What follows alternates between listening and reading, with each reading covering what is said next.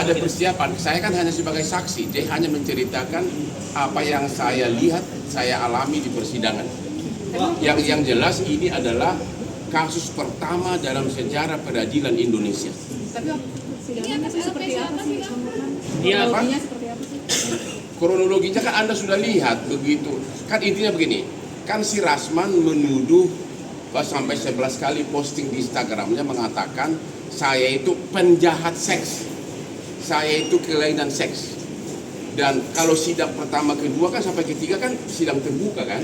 Tapi giliran saya sebagai saksi kan harus yang menjadi acara kan pembuktian apakah ada penjahat seks dan kelainan seks. Berarti kan itu terkait dengan asusila.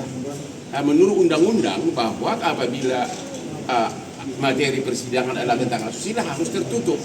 Begitu hakim mengatok bahwa tertutup, dia marah-marah karena dia sudah bawa begitu banyak TikTok dan sebagainya. Dia mungkin mau pansus, mau fashion show di persidangan, padahal gua jauh lebih ganteng kan. hari ini kan dia menghadap sama MA Bang terkait dengan pembekuan. Saya nggak yakin, saya merasa kurang yakin dia bisa diterima. Bagaimana perasaan seorang pimpinan Mahkamah Agung yang anak buahnya, hakim di bawahnya diteriakin di persidangan, koruptor, dan itu di persidangan dan diketok-ketok mejanya.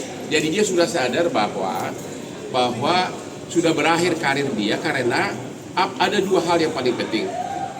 Selama itu masih dibekukan, maka semua surat kuasa maupun pembelaan dari Rasman dan Firdaus yang dibuat sejak tanggal pembekuan kepada klien manapun batal demi hukum karena dibuat oleh orang yang tidak berwenang. Tentu kedua, masyarakat tentu akan pasti menjauh, akan memakai pengacara. Orang memakai pengacara kan untuk menang, untuk membela diri, bukan untuk kalah. Kira-kira begitu. Maaf bahwa pengadilan sudah begitu dihina begitu. Ya biarkanlah proses hukum berjalan. Jadi Rasman akan menghadapi 3 hal. 1, sebagai terdakwa atas laporan yang saya buat, ya. Kedua, dibekukan surat izinnya Rasman dan Firdaus oleh Pengadilan Tinggi atas restu pimpinan Mahkamah Agung sesuai dengan perkataan jubir dari Mahkamah Agung. Jubir Mahkamah Agung mengatakan apabila Anda tonton di media tidak boleh lagi bersidang. Yang ketiga ada laporan polisi dari Ketua Pengadilan Negeri yang juga pidana, dan ini sangat cepat atensinya. Saya yakin dalam waktu dekat Rasman dan Firdaus dan kawan-kawan akan jadi tersangka. Jadi ada 3 malapetaka yang mereka hadapi. Pak, ada pesan khusus untuk Rasman dan teman-teman pesan khusus Pak Rasman agar tobat, kalau mau sukses seperti Hotman Paris, jangan nyinyir, jangan senggol orang, tapi berkaryalah seperti Hotman Paris yang kerja dari jam 3 subuh sampai malam, akhirnya mewakili ribuan para naga. Bang, dituduh Rasman suap hakim gimana, Bang? Kalau soal hakim bukan urusan saya. Udah? Oke. Saya ke atas dulu, nanti kita ketemu lagi ya. Oke, makasih Pak. Kemarin itu antara lain mungkin yang bikin dia panas, begitu dilakukan sidang, aku kan pakai jas super mahal. Yes. Uang kakak itu nih. Langsung dia datang, nggak tahu apa saya nggak tahu apakah dia mau mencekik atau mau meraba jas gua yang mahal. Tapi saya pakai jurus berlian. Hari ini saya sangat tenang karena saya tahu kelakuan dia hanya emak-emak. Ya, total cincin berapa tuh, Bang? Di mulut. Total cincin berapa, Bang, yang dipakai, Bang? Total cincin. Hari ini berapa? Gimana ya? Cukup membeli untuk Rasman 1000 mobil kijang. Cakep, masuk Pak Eko.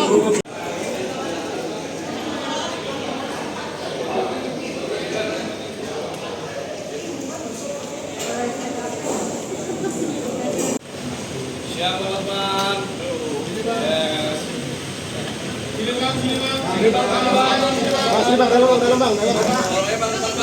Nggak ada persiapan. Saya kan hanya sebagai saksi. Dia hanya menceritakan apa yang saya lihat, saya alami di persidangan.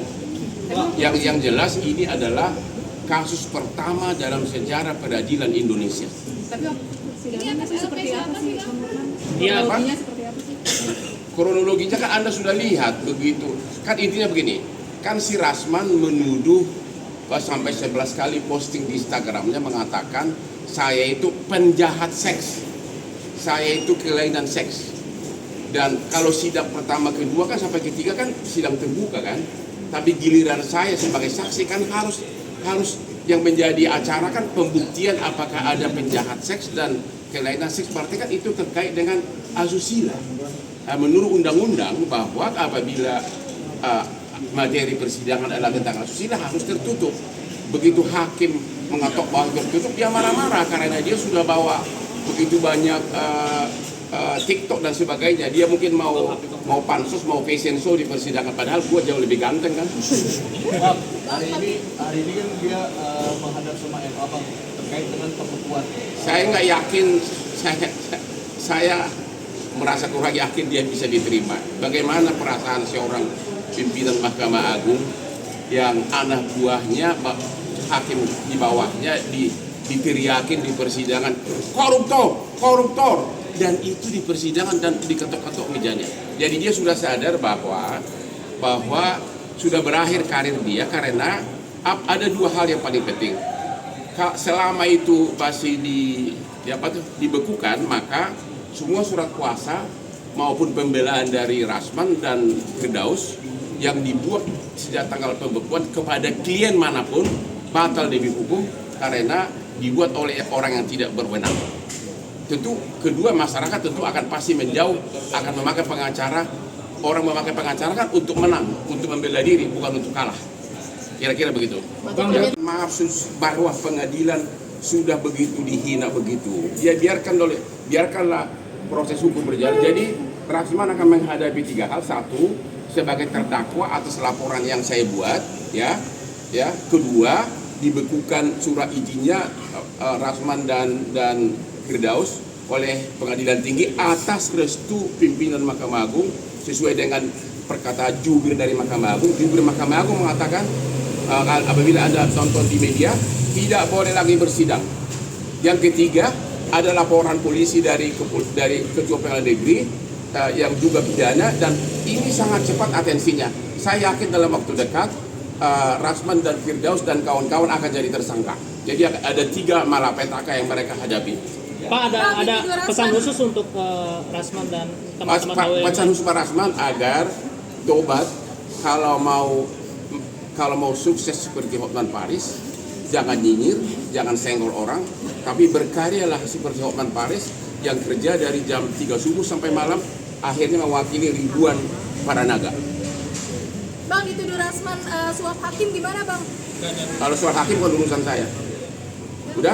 Oke. Saya ke atas dulu, nanti kita ketemu lagi ya. Oke, makasih Pak. Gak sempat baca? Dengerin aja. Klik icon text to speech, nggak pakai ribet di okezone.com.